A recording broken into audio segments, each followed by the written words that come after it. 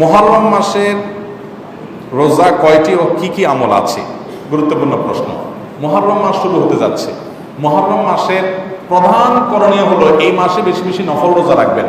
কারণ হাদিসে আসছে আফদালুস সিয়ামি বা'দা রমাদান শাহরুল্লাহিল মুহররম।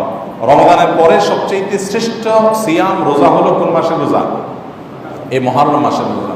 যত বেশি পারেন নফল রোজা রাখবেন, 2টা 4টা 5টা 10টা যা পারেন এই মাসে বেশি বেশি নফল রোজা রাখবেন। এটা হলো এই মাসের আমল।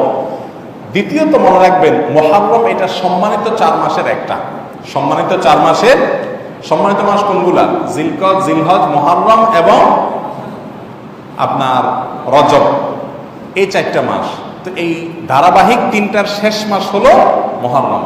আবার এই ব্যাপারে উলামায়ে কেরাম এর কমেন্টস আছে যে সম্মানিত 4 মাসের মধ্যে আবার সবচেয়ে উত্তম হলো মুহররম মাস। তাহলে আমরা বলতে পারি রমজানের পরে মাসের শ্রেষ্ঠত্বের বিচারে মুহররম মাস হলো সবচেয়ে শ্রেষ্ঠ মাস। সেই দিক থেকে সম্মানিত মাসের সম্মান রক্ষার্থে আমরা পাপাচার থেকে বেঁচে থাকার চেষ্টা করবো। আল্লাহ বলেছেন যালিকা দ্বীনুল কাইয়্যিম ফালা তাজলিমু ফীহিন্না আনফুসাকুম। সম্মানিত মাসসমূহে তোমরা নিজেদের প্রতি নিজেরা অবিচার করো না, অর্থাৎ পাপাচার করো না।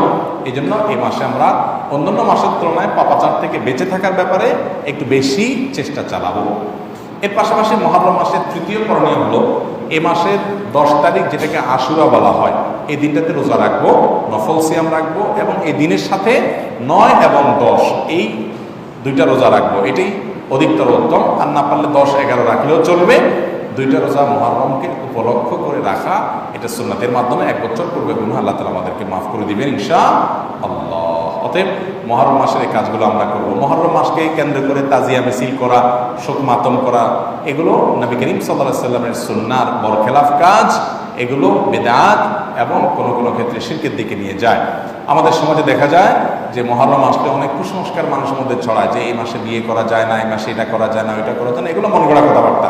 করণীয় কাজ এগুলো, আর বর্জনীয় কাজ হলো এই মাসকে কেন্দ্র করে কোনো প্রকার কুসংস্কারাচ্ছন্ন কাজ করা যাবে না। আল্লাহ তাআলা আমাদেরকে আমল করার তৌফিক দান করুন।